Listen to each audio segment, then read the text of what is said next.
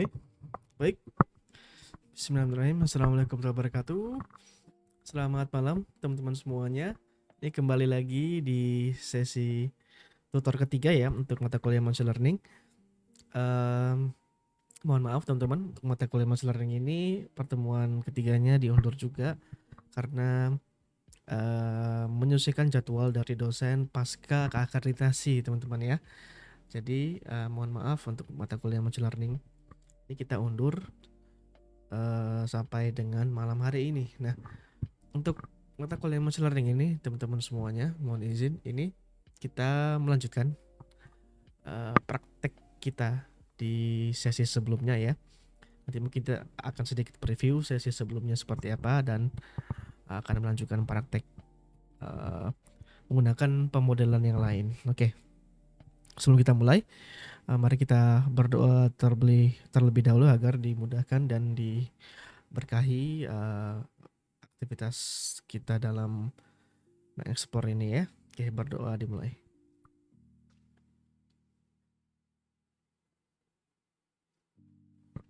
Baik, berdoa selesai. Oke, nah, mohon izin teman-teman, ini saya langsung ke materi kita. Yang teman-teman bisa lihat di sini sudah saya kembali ke grup tab yang pada pertemuan yang lalu ya. Jadi mohon izin teman-teman semuanya. Kita kemarin sampai di sini ya. Latihan. Nah, ini mohon izin teman-teman untuk mempermudah nanti kita dalam mempelajari topik ini, maka grup tab ini saya sarankan di bookmark ya. Ini saya selalu bookmark ketika saya kembali ke mata kuliah ini untuk merefresh ya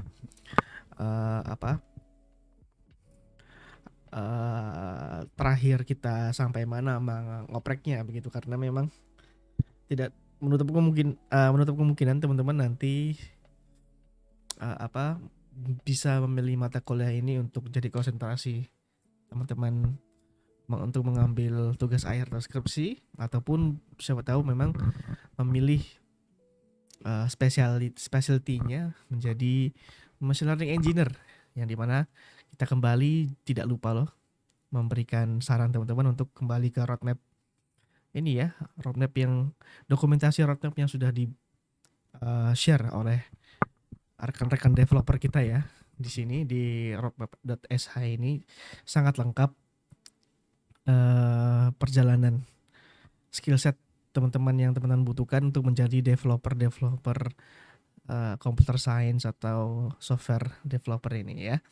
Lengkap sekali ini, dari role-nya itu dari front end bahkan sampai dari front end back end.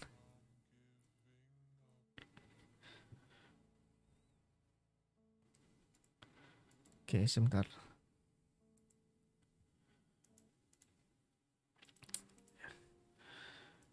Oke. Oke, kita kembali lagi.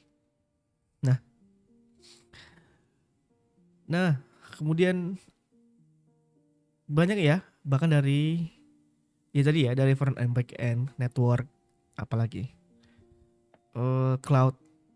Di sini ada bahkan per skill base-nya juga ada, teknologinya juga ada. Tapi nah ini ya, banyak banget ini, udah lengkap lah insya Allah. Tapi kalau kondisi kita di mata kuliah machine learning ini adalah AI dan data scientist. Nah, ini skill set ya yang teman-teman bisa journey teman-teman dalam mempelajari dan profisien di bidang ini. Ini subtopik ini teman-teman minimal bisa paham ya. Walaupun nanti tetap harus kembali ke dokumentasi, kembali ke roadmap, setidaknya kita sudah melewati journey ini.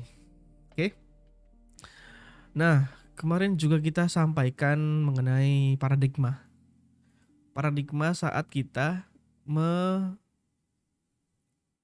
membangun satu pemodelan machine learning. Itu dimulai dari ini ya. Ya, ini kemarin dari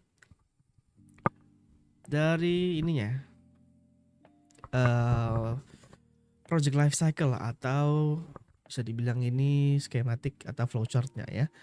Yang dimana ini semua flow ini sangat pasti dimuat ketika kita membangun pemodelan machine learning untuk tugas-tugas atau task-task machine learning pada umumnya ya. Ya itu tadi kemarin itu ada apa ya? Ada unsupervised dan supervised ya. Nah, di mana kedua itu masing-masing mempunyai tugas yang berbeda-beda. Ada yang regresi. Kalau yang untuk unsupervised, kita coba kembali ke materi awal. Nah, ini teman-teman kalau mau ke materi tinggal cek repo saya yang ini ya, judulnya, nanti pilih ke kita sekarang praktek. Kemarin kita sudah kemarin kita masih memahami mencoba memahami paradigma ini ya saat kita membangun machine learning. Tapi nah ini oke. Tadi supervise dan supervise ini learning problemnya dan tasknya apa aja, teman-teman bisa kembali ke notebook yang episode pertama ini ya.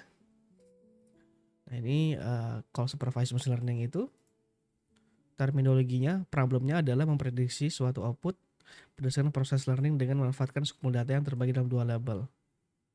Kalau unsupervised, program tidak melakukan pruning dari label data, dan dengan mencoba menemukan pola atau pattern pada data.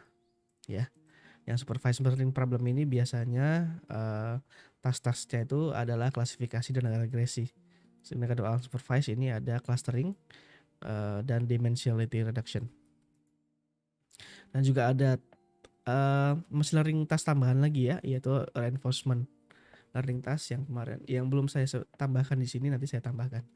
Juga untuk pengantar, teman-teman bisa ke buku ini untuk menjadi referensi, dan ini saya sematkan beberapa link-link YouTube yang bagus teman-teman untuk bisa pelajari. Oke. Nah, kemarin kita sampai memahami ini ya, workflow dari machine learning ya, menyesuaikan dengan flowchart ini. Ini paradigmanya ya. Paradigma anatomi dari saat kita ingin membangun solving problem based on task yang kita pilih. Kalau ini kemarin kita skenario tasknya adalah klasifikasi. Kemudian kita membangun paradigma saat kita membangun pemahaman arsitektur di balik saat kita membangun pemodelan machine learning sesuai dengan ini ya, skematik ini, yang dimana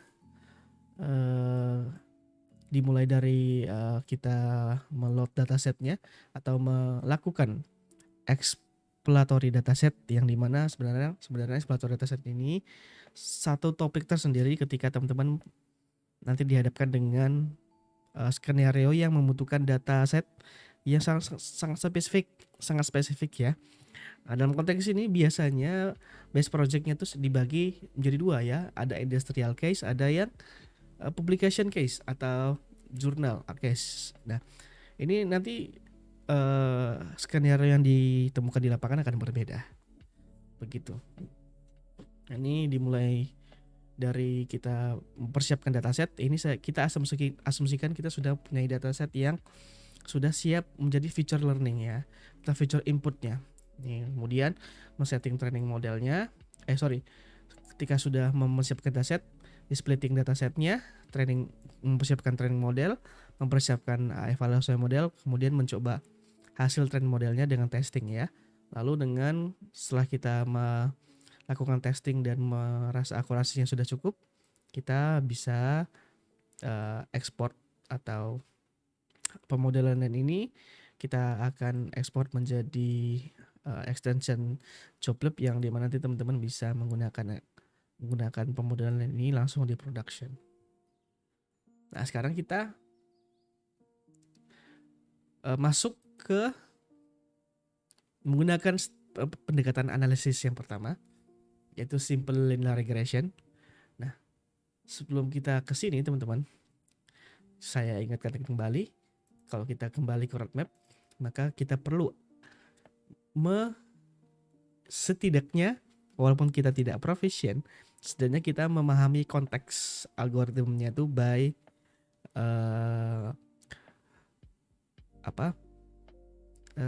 gambaran matematiknya atau matematik problem solvernya ya, karena memang pada dasarnya algoritma yang banyak banget itu mana ya, kemarin nih saya sempat ingin contohkan di model. Oke, ini ya kemarin dia tabel ini ya. Sejatinya algoritma yang banyak ini adalah semuanya perhitungan atau pendekatan matematika statistik ya, yang teman-teman bisa lihat di sheet-sheetnya ini ya. Teman-teman minimal ketika sudah memahami konsep dasar aritmatik dari atau ini ya, fondasi fundamental matematika dasarnya untuk ke matematika statistik. Salah satunya adalah memahami konsep linear aljabar, kemudian kalkulus dan matematika analis, kemudian juga ada diferensial. Nah, nanti baru kita memahami konsep matematika yang diimplementasikan di statistik begitu ya, atau matematika statistik. Nah, ini nanti karena nanti ada istilah-istilah statistik yang kita akan temukan, tapi karena kita tidak ada seri untuk membahas statistik secara mendalam, nanti kita akan membahas per case algoritmanya aja. Apa terminologi statistik apa aja yang dipakai, terminologi statistik yang ada di algoritma itu sebenarnya menjadi parameter-parameter yang bisa kita tuning. Nah, ini nanti masuk dalam grup tab ML/HP atau hyperparameter dan parameter tuning. Nanti perbedaannya apa ini HP parameter dan parameter? Nah, nanti kita coba cek. Tapi kalau kita lihat, coba kembali kita lihat ke ini ya. Nah, teman-teman kan bisa lihat ya, di sini ada hyperparameter tuning yang kita nanti akan lakukan sebelum kita melakukan evaluasi final ya. Sebenarnya hyperparameter tuning ini berbeda nanti ketika saat kita mentuning modelnya ya.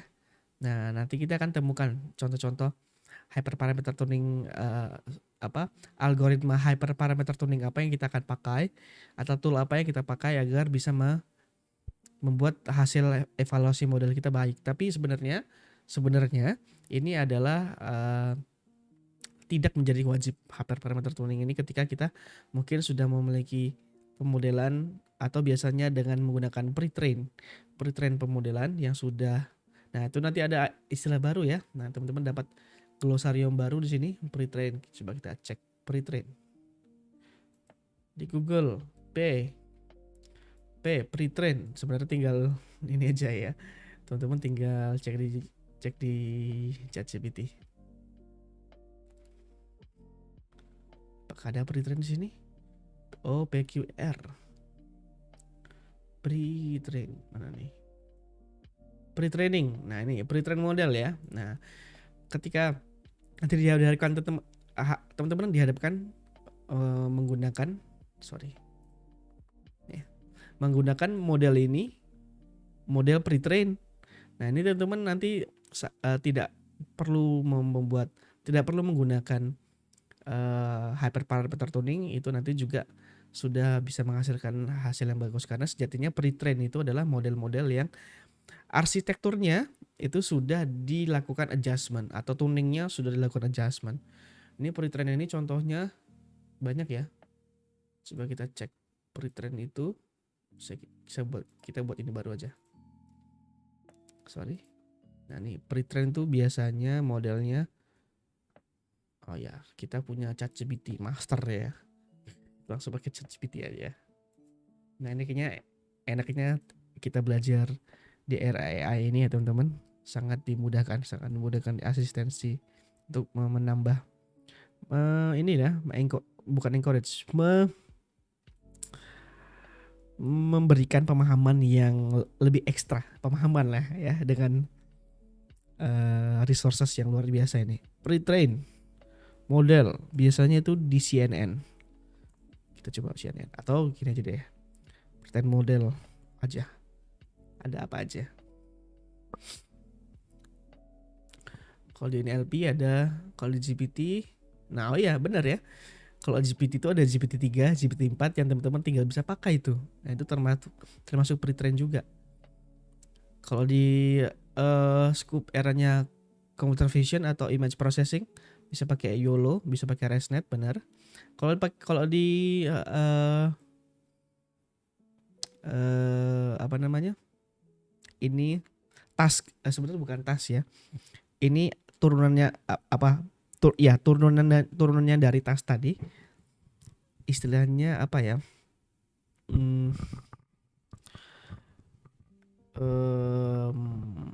Ya subtask lah ya. Jadi atau ini tuh apa ya? Coba kita cek. Kita cek pengertiannya nih. Ini NLP, computer vision atau image processing, Gen AI, speech processing ya. Ini termasuk task apa dalam machine dan deep learning.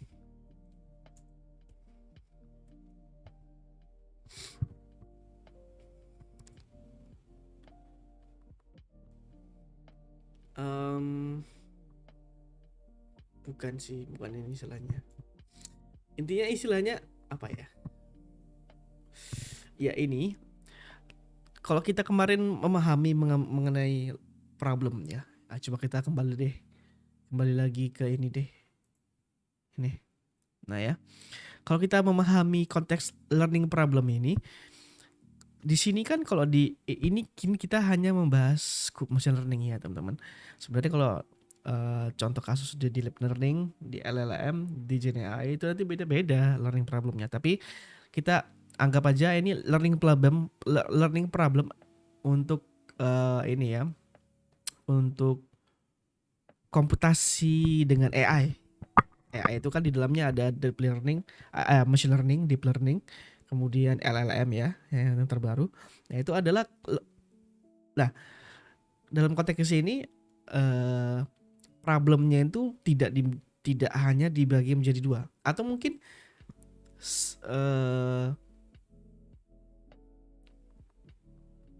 mungkin bisa masuk salah satu kategori supervised atau unsupervised, tapi gambaran besarannya adalah implementasinya nanti di tiga tadi ya, di image processing. Sorry, sebenarnya tidak hanya tiga tadi. Atau gimana ya membahasakannya? Coba kita lihat di sini. Kita lihat di ChatGPT tadi deh.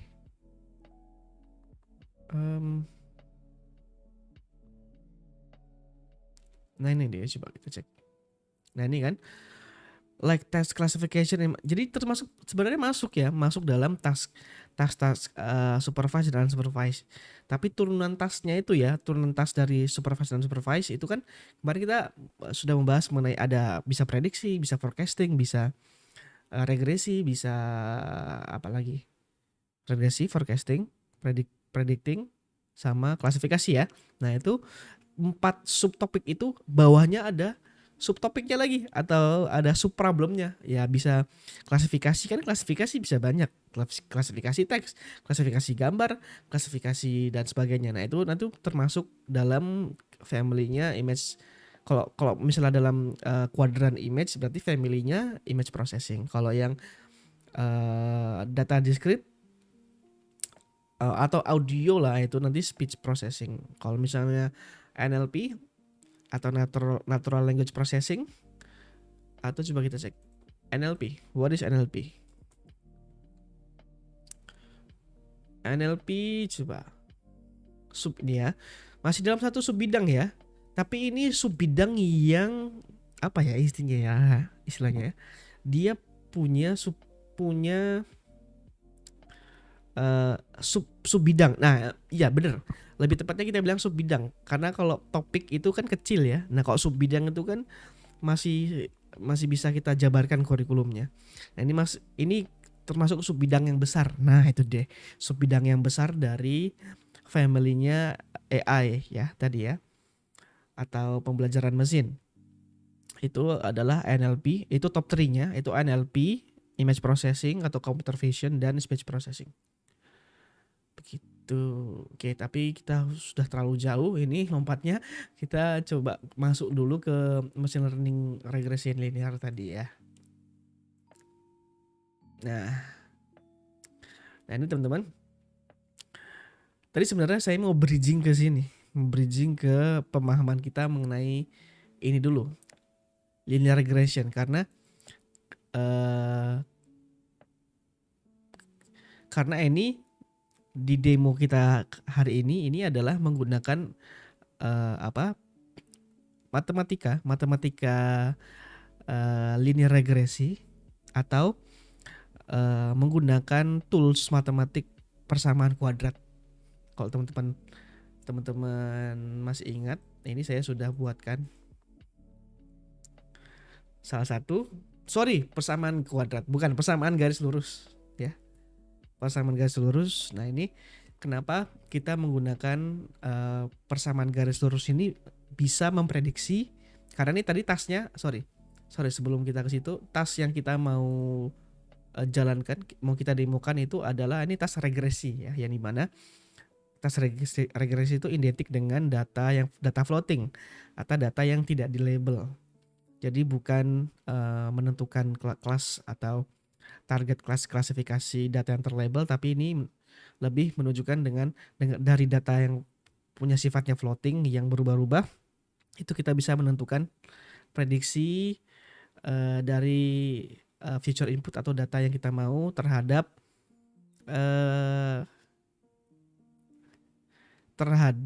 apa ya intinya, terhadap objek atau terhadap tren, terhadap, intinya kita bisa memvarietaskan,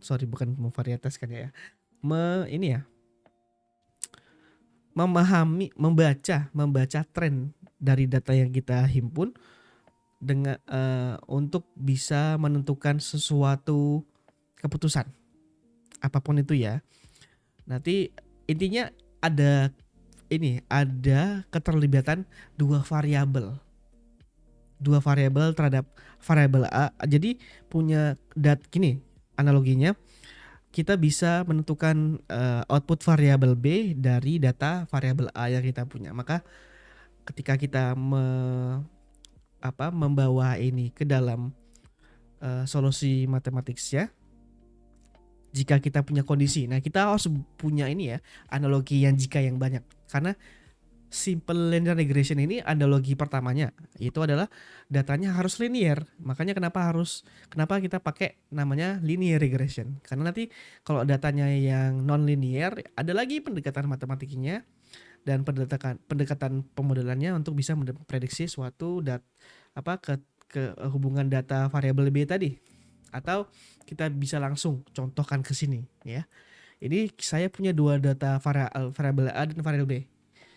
Sama matematikanya deh. Nah, kenapa ini hanya persamaan garis atau persamaan antara dua variabel? Karena memang ketika kita membuat matematika persamaan garis lurusnya atau linear ya, persamaan garis linear itu sama ya, itu anonimnya. Persamaan garis lurus atau persamaan garis linear, ini garis yang linear ini. Nah, ini harus linear seperti ini. Tidak non linear ya. Harus linear, harus garis lurus begini. Nah, ini nanti kita bisa menentukan hubungan antara variabel Y dan variabel X-nya. Dalam konteks ini biasanya variabel Y-nya ini menjadi input, atau mungkin vice versa juga bisa. Kita bisa menentukan variabel X-nya dari variabel Y yang kita kita bisa menentukan hubungan antara variabel X dan variabel Y dengan perpotongan ini. Kalau teman-teman lihat sini ada perpotongan sumbu koordinat atau vektornya ya.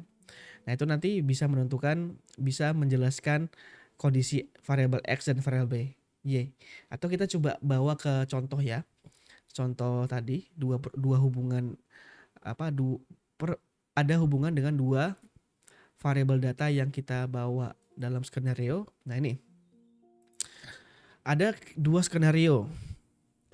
Bukan dua skenario. Ada dua dimensi data atau dua variabel data. Yang pertama di sini data diameter ini data pizza, sorry. Bukan ada dua data ya. Ini kalau kita bilang dalam tabulasi data Pandas kemarin atau struktur data Python itu kita punya dua dictionary di sini. Ya. Punya satu dictionary yang punya nilai 2 key value. Ya, yang dimana ini ada hubungan variabel X dan variabel Y-nya. Ada dua dimensi data yang kita coba ingin tahu hubungan antara dua variabel ini ketika kita olah dengan data yang baru, apakah ada hubungan, apakah bisa memprediksi. Intinya gini, to make it simple ya. Ini simulasi kita ini menggunakan simple linear regression ini, kita punya dua data yang disediakan ini adalah data diameter pizza dengan harga. Kita bisa menentukan korelasi antara diameter, menentukan korelasi di antara harga pizza gimana sih membahasakannya ya, bisa menentukan harga pizza dari diameternya. Nah, itu loh. Atau ini nih. Nah, perbandingan diameter harga perbandingan antara harga dengan diameter pizzanya. Jadi, nah, kalau di sini atau kita coba langsung lanjut aja ya. Ini saya asumsikan teman-teman mungkin paham ya. Kenapa nanti mungkin kita coba langsung akan ke skenario case-nya biar nanti teman-teman paham kenapa kita harus pakai persamaan garis lurus ini untuk bisa memprediksi suatu hubungan antara variabel A dan data variabel A dan data variabel B ya. Atau biasanya data variabel A itu sebagai feature input, data variabel B itu sebagai targetnya atau outputnya. Output yang ini prediksi gitu ya. Nah, kembali lagi. Nah, ini mungkin kita langsung sekalian menjelaskan anatomi dari codingnya ya. Nah, ini teman-teman kita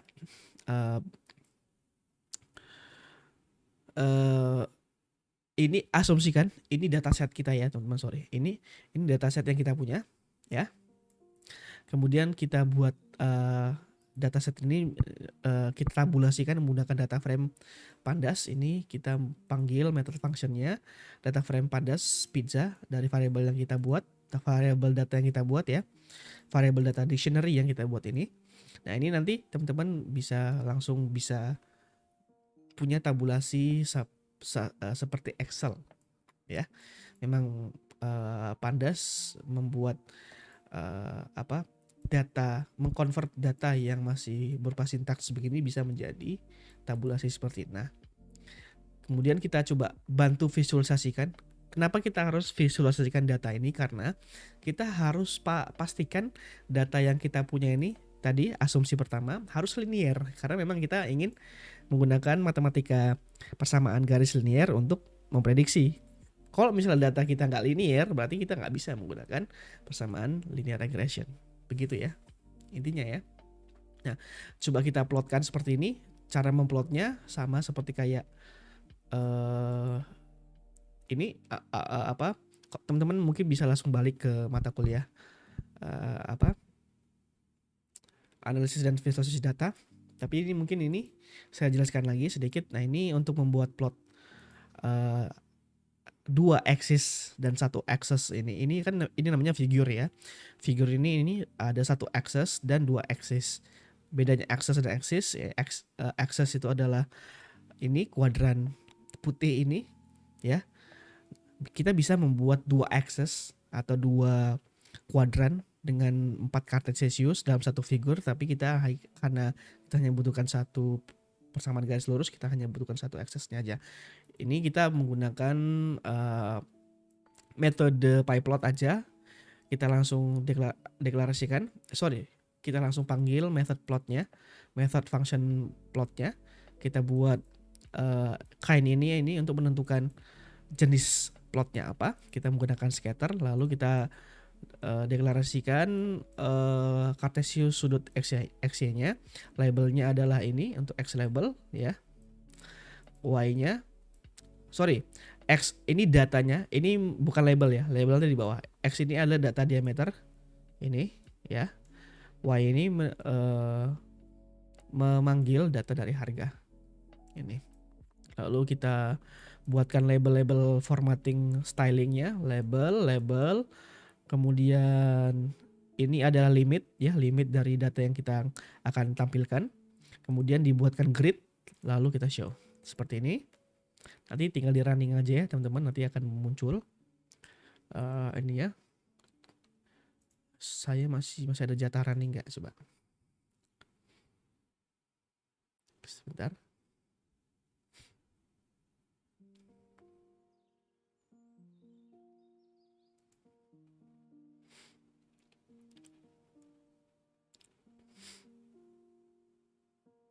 Oke, baru kita running lagi.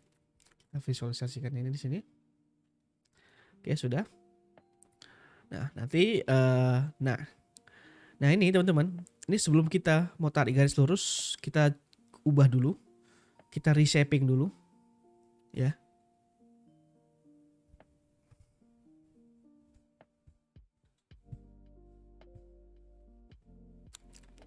Sebelum kita melakukan ini perhitungan regresi linear ya. Nah, ini kan kita sudah bisa lihat ya, sudah bisa kita bayangkan dengan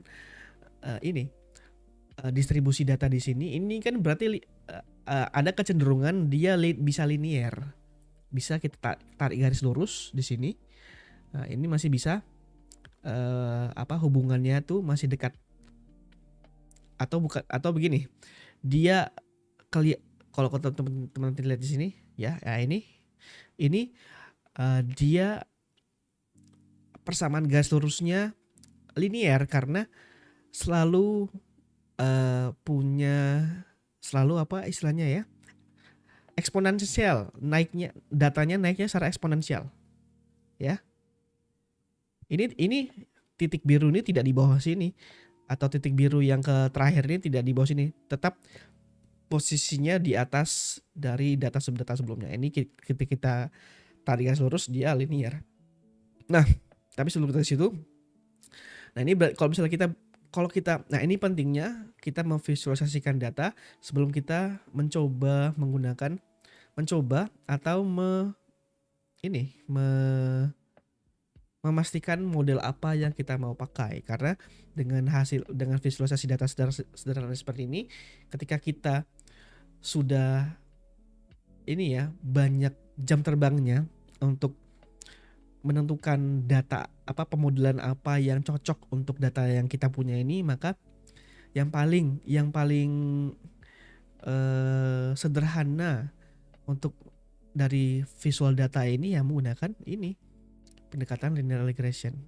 Adapun sebenarnya ada juga pendekatan yang lain yang mungkin lebih efisien selain linear regression. Itu nanti tergantung jam terbang kita ketika kita memilih pemodelannya, atau cara lainnya adalah dengan cheat sheet tadi ya.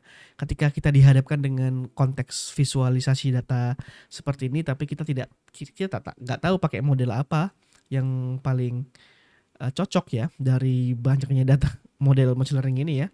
Ini belum kita lagi ngomongin masalah reinforcement machine learning dan deep learning nih. ya. Nah, ini kita dihadapkan dengan algoritma machine learning ini dari visualisasi data ini mana yang paling cocok. Nah, itu nanti sebenarnya ada cheat sheet-nya, yaitu dengan cara teman-teman menggunakan, kalau teman-teman bisa pendekatannya dengan jurnal itu mencari ininya literatur review, systematic reviewnya. Nanti biasanya para author ini mencoba semua banyak model itu sesuai dengan skenario-nya ini. Ini skenario ini kan, coba yang satu lagi aja. Nah ini skenario yang ditulis atau dieksperimenkan oleh author ini adalah autonomous unmanned aerial vehicle. Ini yang pertemuan lalu ya, yang mengenai drone. Jadi drone itu ketika kita menggunakan reinforcement learning yang ada yang sudah banyak dilakukan oleh para saintis, itu mana yang paling cocok gitu lah, untuk mana yang paling cocok untuk skenario, untuk skenario ini ya, skenario khusus nih untuk skenario ini nih, avoiding obstacle, path planning, flocking ya. Jadi kita harus pastikan dulu skenarionya untuk menshuffling problem apa. Kemudian ketika kita punya data yang punya korelasi hubungan antara skenario kita tadi, terus kita mau visualisasikan, nah kita sudah ada gambaran dari gambaran visualisasi data tadi, mana model yang paling cocok, yang paling ringan, yang paling efisien yang kita pakai, atau kita bisa langsung cari literasinya di sini, atau menggunakan ChatGPT ya. Kita tinggal coba kita eksperimen ya. Mana tadi? Kita latihan. Sekalian kita coba pakai ChatGPT. Ini aku mau aku mau tanya nih ke ChatGPT nih.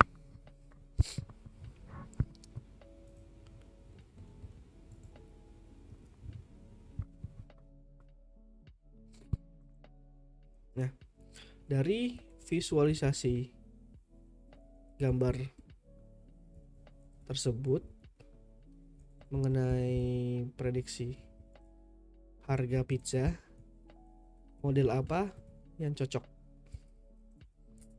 yang kita pakai, model machine learning apa, model machine learning, atau mungkin kita tambahkan ini ya satu parameter lagi deep learning apa yang paling cocok dan akurasi tinggi saat memprediksi. Misalnya kita tanya apakah dia bisa.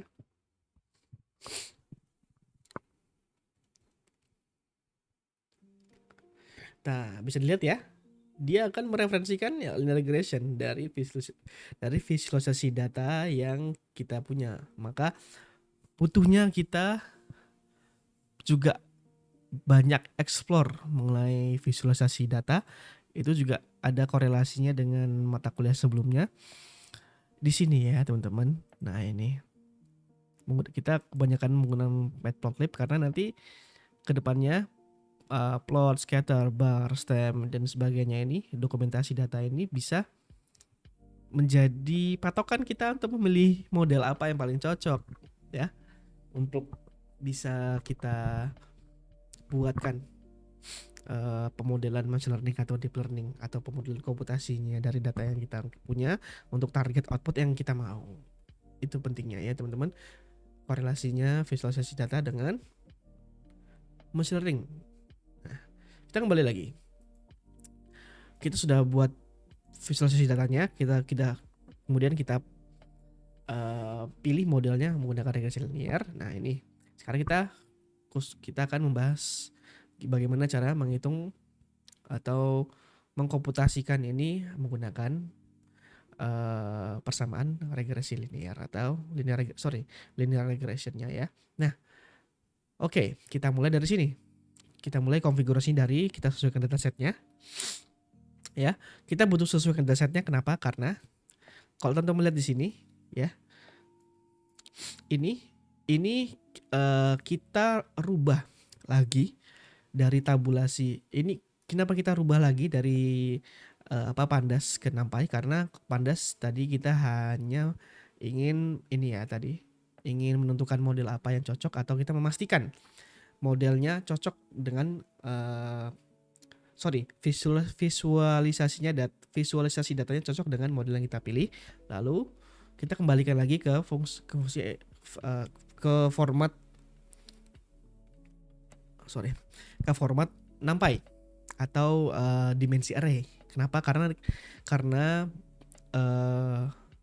kebetulan package dari sklearn ini kita pakai sklearn ya nanti ya, sklearn ataupun pakai, sebenarnya ini mayoritas package machine learning atau deep learning, mau pakai PyTorch, mau pakai TensorFlow, mau pakai sklearn, itu dia tidak bisa render data yang punya tabulasi pada yang strukturnya pandas data frame seperti ini ya. Dia harus dikonvert kembali menjadi tabulasi dalam bentuk format NumPy ya. Maka kita kembalikan lagi, kita menggunakan NumPy sekarang. Kita kembalikan lagi format data structure-nya menjadi seperti ini dengan cara pakai method kita panggil NumPy, metodenya adalah array, method function adalah array, lalu kita panggil diameter ya di sini untuk data x, untuk menampung data x. Nah, ini variable x ini adalah menampung data data feature inputnya, sedangkan ini data targetnya. Nah, biasanya begitu. Ini adalah salah satu penulisan Pythonic way. Juga kalau teman-teman lihat ini, kita kan maka memvariabelkan ini x karena memang menyesuaikan sumbu axis yang sudah eksis. Menunjukkan sumbu axis x and y sesuai dengan format ininya ya, tabel atau koordinat Cartesius namanya ya. Koordinat Cartesius itu kan x pasti selalu di atas dan y dan di bawah. Iya kan ya? Yes, benar. Sorry. Nah ini kalau kita membaca tabelnya, biasanya horizontal atau sumbu horizontal itu menjadi target. Atau kalau di sini kalau kita membaca data ini berarti kan ini dari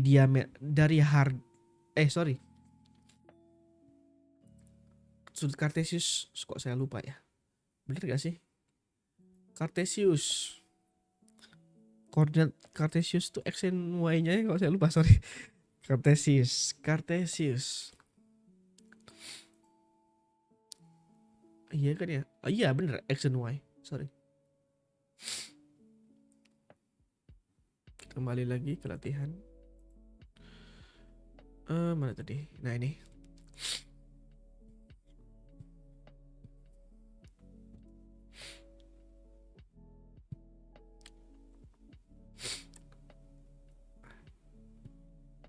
Ya benar. Nanti biasanya kalau dalam membaca tabel, nanti y-nya ini sumbu y, sumbu horizontal y-nya itu menjadi target, dan sumbu vertikal x itu menjadi feature input atau hubungan variabel x terhadap target y-nya, hubungan data variabel x terhadap data variabel y-nya. Nah, makanya dalam penulisan Pythonic way juga begitu, kita deklarasikan variabel x ini menjadi feature input diameter dan y-nya itu menjadi target harganya. Maka dalam simulasi ini dengan menggunakan linear regression kita punya dua dimensi data tadi, hubungan antara diameter terhadap harga ya, hubungan antara diameter pizza terhadap harga pizzanya. Nah, kita printkan dulu, nanti datanya yang seperti ini kita kembalikan dalam format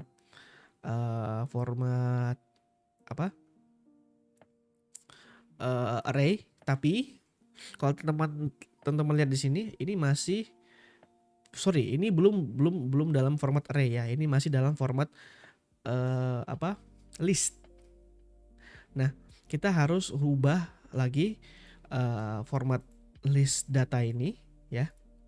List atau keys dari keys dari dictionary data kita ya, dari data pizza tadi kita ubah menjadi format array. Kenapa jadi format array, format matrix? Karena nanti itu satu standar yang dibawa oleh modul scikit-learn atau modul PyTorch ataupun modul PyTorch, scikit-learn, dan satu lagi itu TensorFlow. Itu biasanya saat kita mengolah data, saat kita mau menggunakan algoritma machine learning yang ada dalam modul itu harus dirubah shape-nya menjadi format array 2 dimensi ya. Yang dimana ini shape array 2 dimensinya itu menyatakan kalau yang data sebelah kiri ini adalah jumlah datanya dan sebelah kanan ini adalah fiturnya.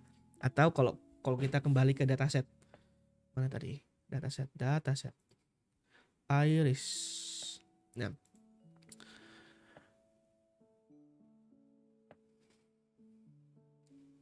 Nah, sorry sebentar.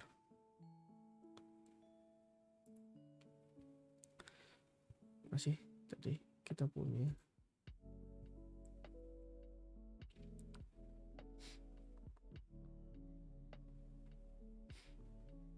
ya.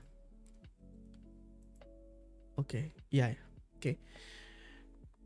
Nah, ini kan kita kan panggil shape-nya ya, X shape-nya. Kita ini kan kita rubah data feature inputnya.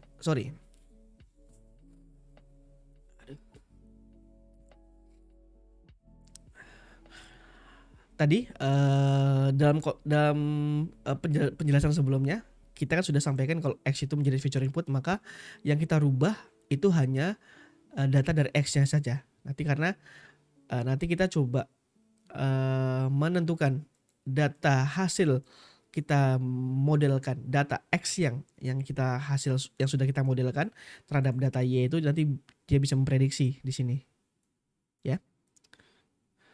Nah, ini data X-nya ini yang sebagai feature input tadi kita rubah menjadi form factor array.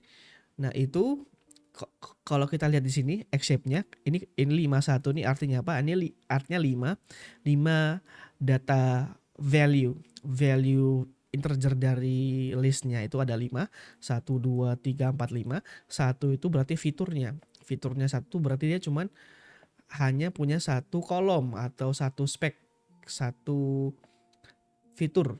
Nah, ini kalau kita kembali ke iris contohnya, dia cuman ada satu sepal lah ya, cuma satu sepal. Nilai value-nya ada berapa ini? Ini ada ya, ini pokoknya total nilai value-nya ada segini banyaknya ya. Nah, itu kalau misalnya fiturnya ada 1 2 3 4 5, maka nanti anatominya seperti ini shape-nya ini jadi ada 5 kolom. Begitu ya. Nah, kalau misalnya kita jabarkan lagi ini, teman-teman. Ini 5 datanya dalam array 2 dimensi, yaitu 5 data, 5 metrik ini ya. Ini kan dalam bentuk matriks ya. Ini dalam bentuk matriks 1 kali 2 harusnya.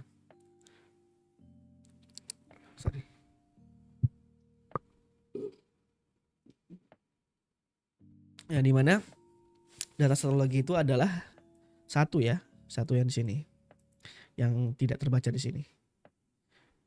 Intinya ini sudah dirubah sesuai dengan fitur shape data yang kita punya, karena kita hanya mendeklarasikan data feature input kita hanya satu ininya, satu apa istilahnya ini, satu list ya. Oke, kita kembali ke sini. Kalau kita sudah berubah menjadi form array, baru kita set training modelnya.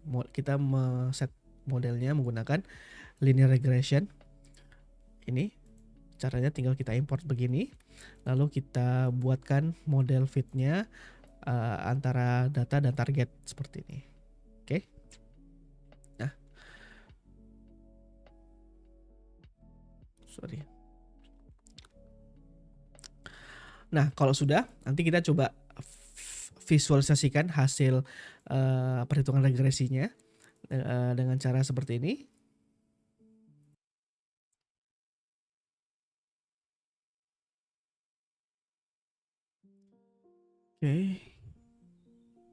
Oke.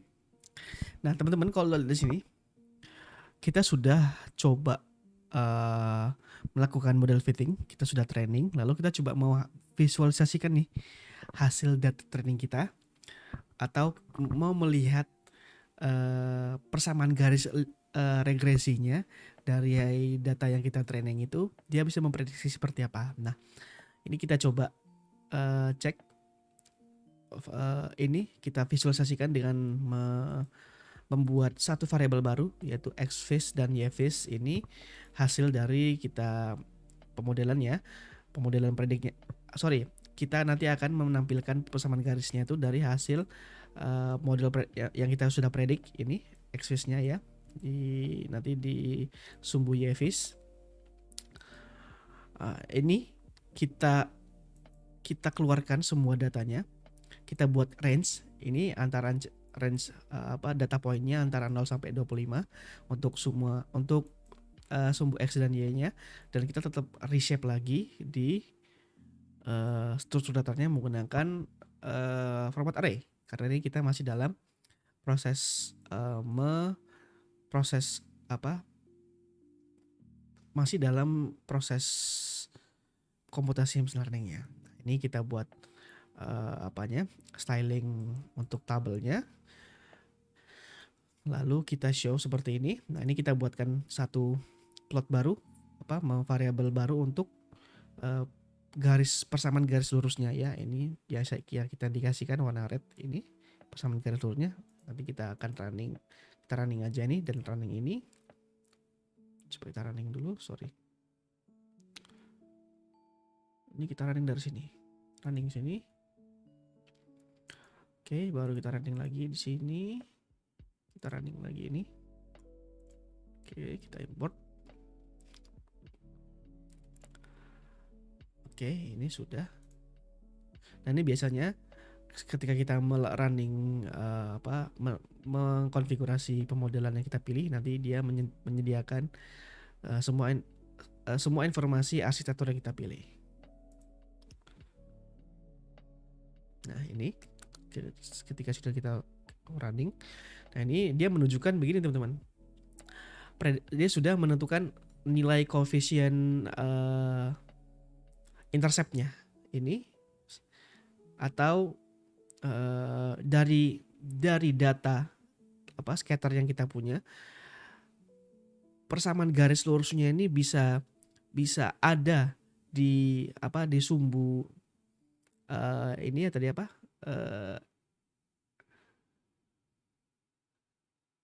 sumbu x-nya dan sumbu y-nya di titik intercept ini ya.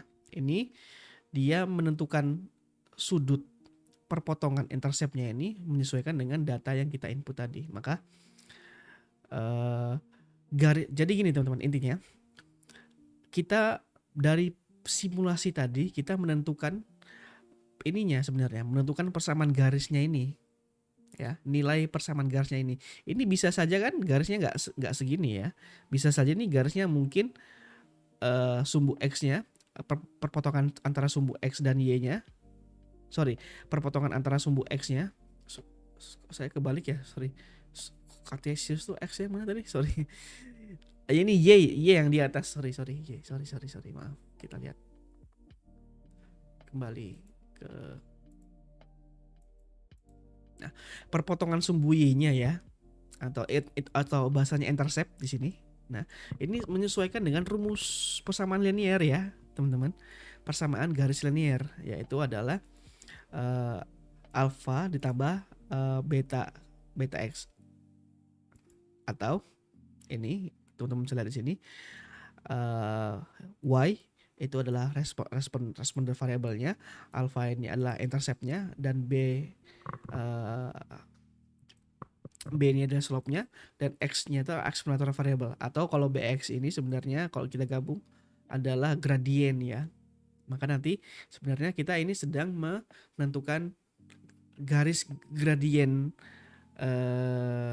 kemiringan garis gradiennya ini untuk bisa kita tarik garis biar nanti saat kita menentukan eh, korelasi antar variabel input dan target bisa kita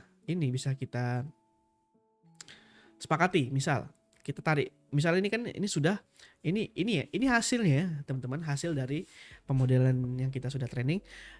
Dia menentukan bahwa y-nya ini di antara 0 sampai 5 ya. Ini mungkin kita asumsikan ini 2. Nah, jadi nanti saat membaca tabel ini adalah berarti kalau teman-teman tes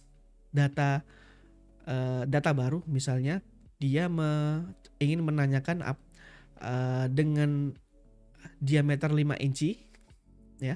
5 inci harga dari pizzanya berapa? Nah, ini dari data yang dari persamaan garis lurus ini yang dia sudah buatkan, kita bisa potongkan. Aduh, saya nggak punya ini ya. Sorry ya, semoga kelihatan ya. Nggak punya penanya. Nah, nanti kita bisa titikkan perpotongan antara sumbu vektor ini, vektor X dan Y-nya di sini. Berarti di sini ya. Berarti nanti di harga 5 diameter 5 inci nanti harganya kisaran di sini kita tarik garis lurus dan dari perpotongan sudut gradiennya. Nah, ini nanti di harganya di antara 5 sampai 10. Ini mungkin kalau di sini harganya 6. Nanti dari persamaan garis lurus ini kita bisa menentukan tuh future inputnya ya. Sorry, bahasanya karena ini coba kita cek apakah visualisasinya. Sorry. Oh ya, nggak ada ya. Oke, sorry saya belum buat evaluasi visualisasinya. Intinya dari harga diameter ini ya, harga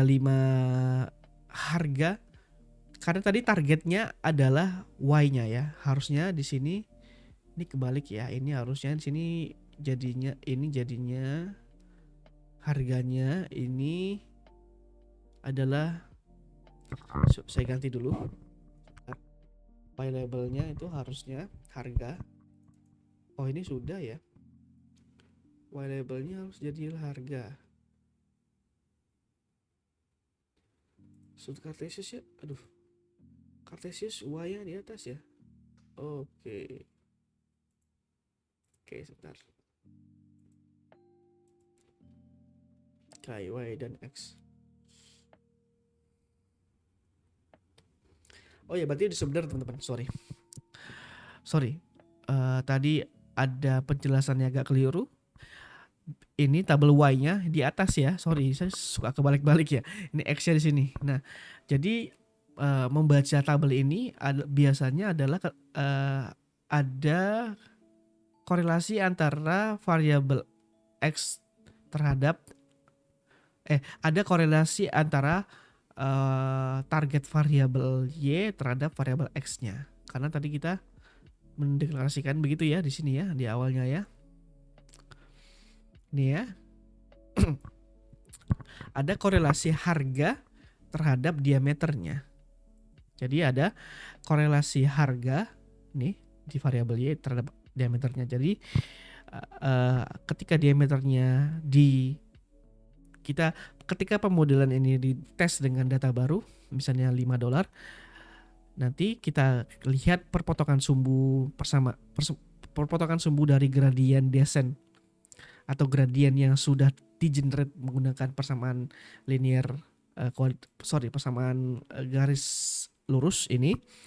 Harga 5 diameter harga dari pizza dengan diameter 5 inci adalah di sini nanti ya perpotongan garisnya. Ya. Ini mungkin bisa di angka 678. Ini harusnya lebih lengkap lagi. Coba kita bikin shape-nya jangan 25. Kita bikin 100.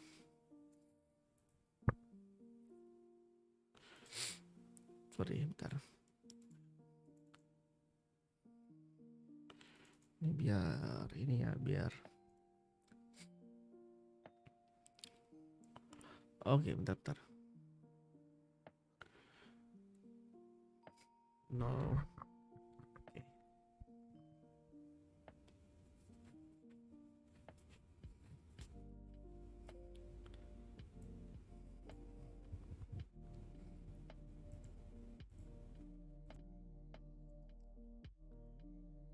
Oke, salah ini kita coba. Oke, sebentar. Saya ganti dulu ini. Saya mau menunjukkan datanya ini lebih banyak ya harusnya ya. Coba nggak apa, ini kita coba di 25 aja shape-nya. Tapi saya mau tampilkan ini 25 bukan? Oke, ini saya mau tampilkan 0 sampai 5-nya lebih spesifik, atau 0 sampai 20-nya ya. 0 sampai 20-nya lebih spesifik. Sebentar. Kita tambahkan di sini. Coba saya tambahkan sebentar.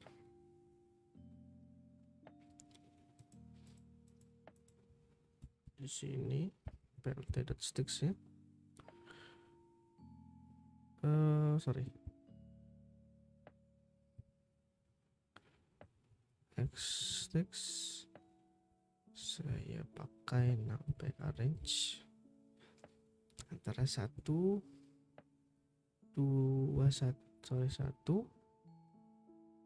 sampai 25 1 begini. Oke. Terus yang Y-nya sorry. Oke, bentar. Y-nya, Y sticks-nya.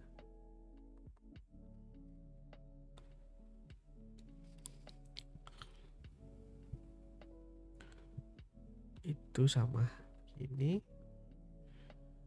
Oke.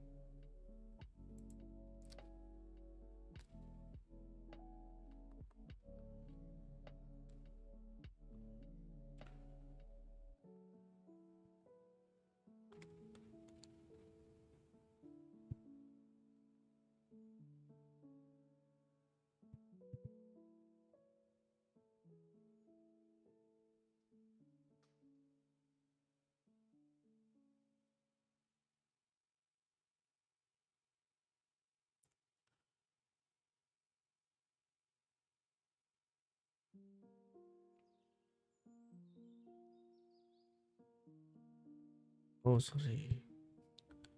Method function-nya.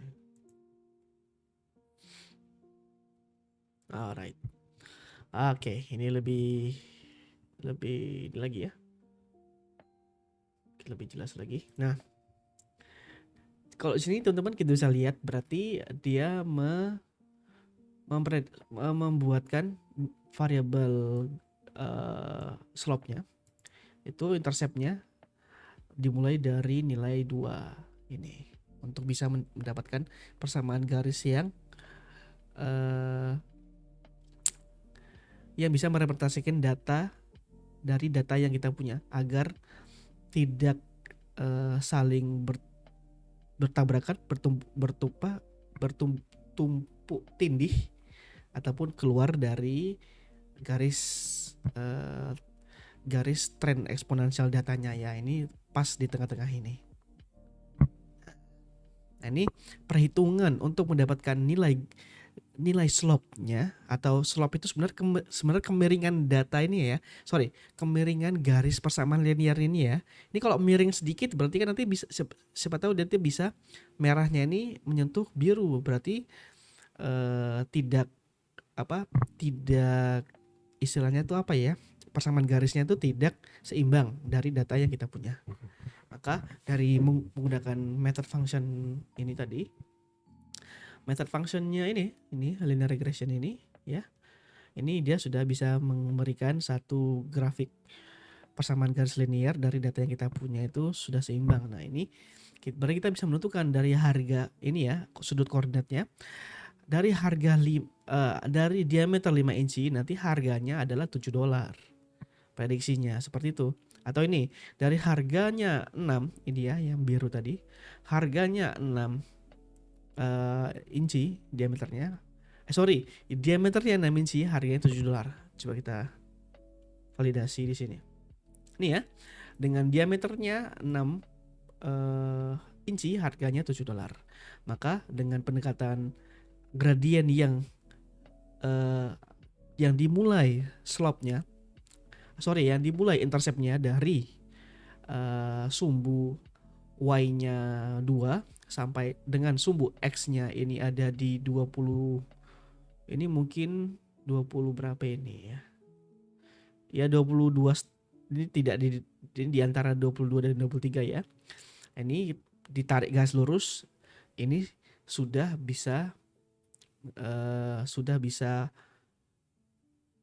istilahnya itu R2 square errornya atau evaluasi errornya tuh sudah tinggi. Sudah ya tinggi, tidak kecil ya. Kalau teman-teman nanti saya coba lompat dulu ke sini. Nah, R squared-nya berapa ini?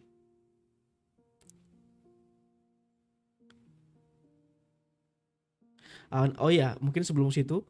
Nah, ini nilai slope-nya ini juga sudah ditentukan. Ini sebenarnya ini penjelasan rincinya mengenai perhitungan untuk mendapatkan persamaan garis lurusnya ini ya teman-teman ya. Bisa nanti dielaborasi dari persamaan garis linear ini ya. Cara mencari alfanya ini. Cara mencari slope-nya ini. Kemudian slope-nya ini ada varian. Ini coefficients dan variance ini adalah salah satu terminologi di statistik juga. Nanti teman-teman mungkin bisa cari artinya. Atau mungkin untuk menjelaskan ini saya buatkan video berbeda ya teman-teman. Tapi setidaknya kita sudah mengetahui fundamental dasarnya dari pendekatan kita menggunakan persamaan garis linear ini dengan cara kita memanggil saja tadi method functionnya dari sklearn, pemodelannya adalah linear regression. Begitu ya. Oke, mungkin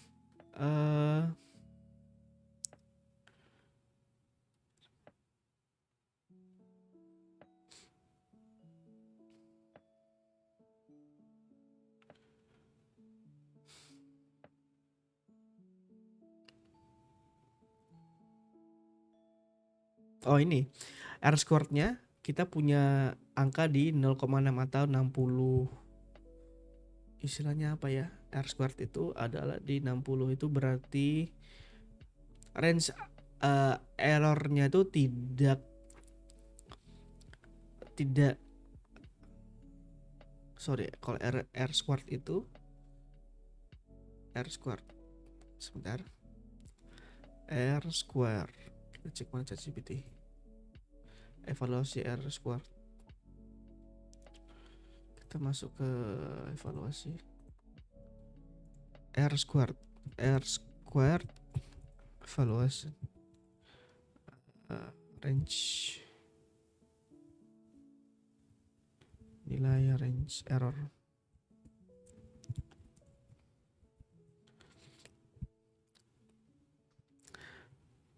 Nah, R squared ini bisa kita jadikan evaluasi untuk memastikan model kita tidak overfitting atau underfitting ya.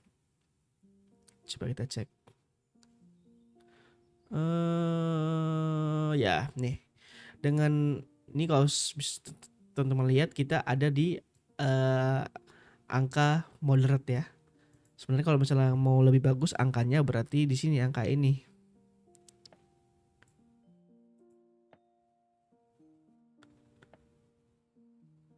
Ya, di angka 0,7 sampai ke 0,9. Sedangkan kita punya angkanya tadi, evaluasinya mana tadi latihan kita? Di angka 0,6, berarti moderate. Nah, untuk menambah R square-nya di angka 0,9, nah itu nanti ada hyper parameter tuning yang teman-teman bisa menggunakan grid search atau method hyperparameter tuning untuk linear regression-nya agar bisa mencapai angka yang tertinggi. Ataupun kalau misalnya mentok angkanya, berarti memang coba kita bisa menggunakan metode yang lain, tidak harus menggunakan linear regression. Intinya begitu ya teman-teman. Kita sudah bisa, kalau teman-teman kita coba running ya, kita running ini mungkin atau mungkin sedikit saya jelaskan sedikit ya mengenai algoritma mengenai formula matematis ini dalam mencari perhitungannya ya, perhitungan nilai slope-nya, perhitungan mencari persamaan garis lurusnya ya. Oke. Kita mulai dari ini dulu slope-nya.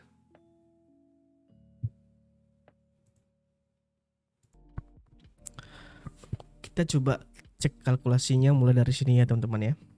Nah, tadi kalau misalnya kita ingin ini sebenarnya sintaks yang ini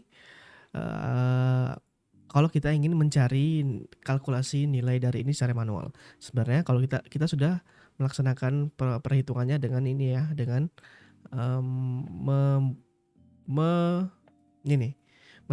sudah menjalankan method function model fit dari linear regression-nya.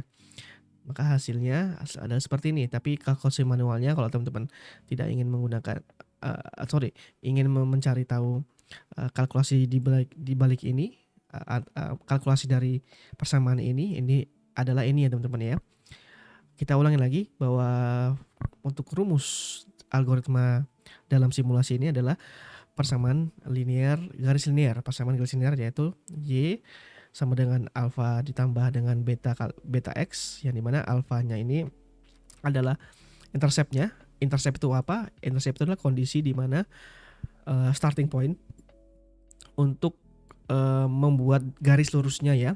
Nah kalau slope-nya ini kemiringan garis lurusnya. Nah dua parameter ini yang sangat menentukan teman-teman ya.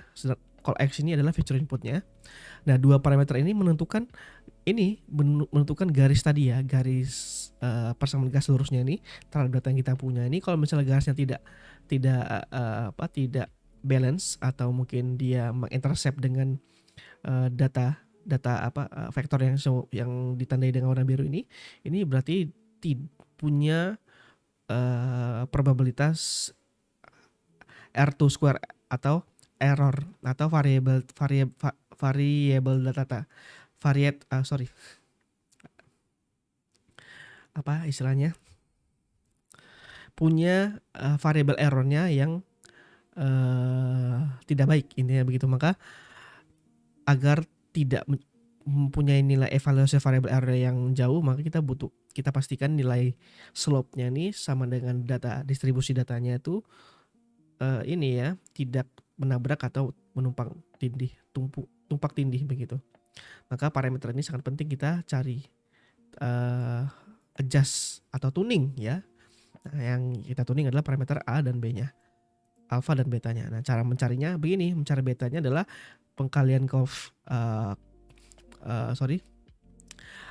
dari covariance dan variance. Covariance itu adalah nilai feature input dan Y-nya, nilai Y-nya seperti ini. Ya. Variance-nya adalah kalkulasinya seperti ini. Kita menggunakan method function var untuk menentukan variance-nya dan degree of freedom-nya. Nah, ini juga degree of freedom adalah istilah dari probability dari statistika ya. Nanti teman-teman bisa coba pahami mengenai degree of freedom di dalam variance. Lalu setelah itu kita flatten hasil dari covariance-nya.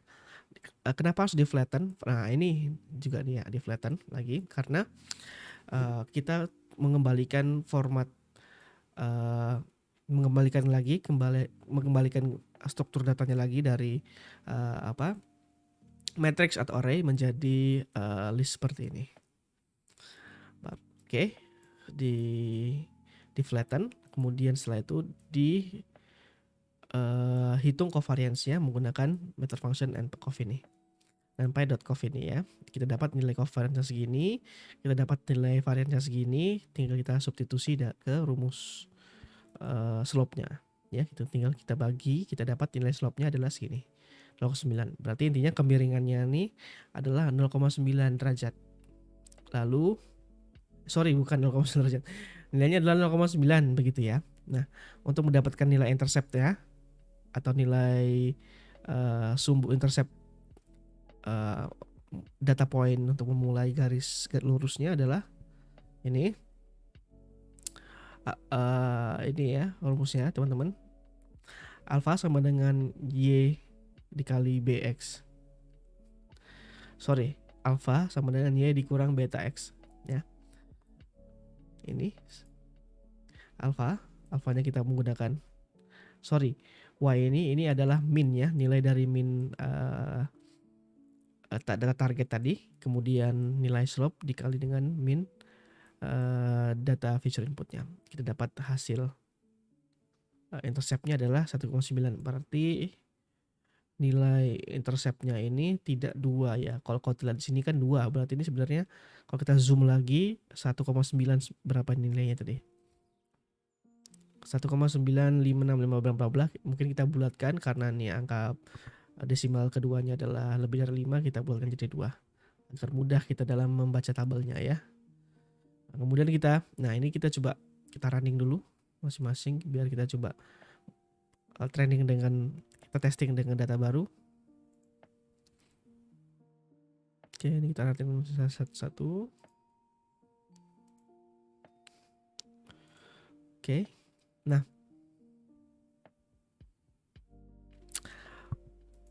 oke. Nah, ini kita coba dengan prediksi dengan data baru teman-teman. Kita punya kita sediakan data seperti ini untuk feature inputnya atau data X-nya ya, data diameternya ya. Nih kalau misalnya kita training, kita lihat di sini kita tes dengan data baru ini dengan diameter 12 dan diameter 20 dan diameter 23. Harga prediksi harganya berapa? Nah, ini prediksi harganya sudah dijelaskan. Sudah bisa ditebak dari model hasil training model menggunakan persamaan linear tadi kita ya. Ini prediksi harganya akan menjadi seperti ini. Untuk diameter 12, 20 dan 23 ini harganya adalah $13,6, 21 dan sebagainya. Kita bisa validasi langsung ke gambarnya ini. Kalau misalnya tadi berapa? Harganya 12. Diameternya 12. Diameter 12 harganya 13,6. Diameter 12 ini coba kita tarik garis lurus vektornya. Harganya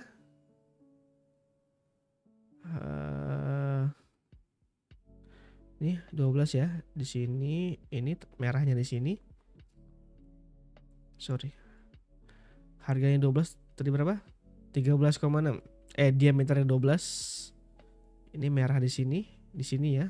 Kalau kita tarik garis lurus nih 13, sekian. Benar ya? Berarti ya diameter 12 harganya 13, sekian. Diameter 12 harganya 13, sekian. Ya, ini berarti sudah benar. Tapi kalau kita mau pastikan lagi berapa nilai R2 square-nya, kita evaluasi dengan metode R2 square. Sebenarnya selain R2 square ada mean to error juga. Atau kita coba cek, kita ChatGPT evaluasi apa aja untuk persamaan regresi, linear regresi atau persamaan regresi lah ya kurang lebih.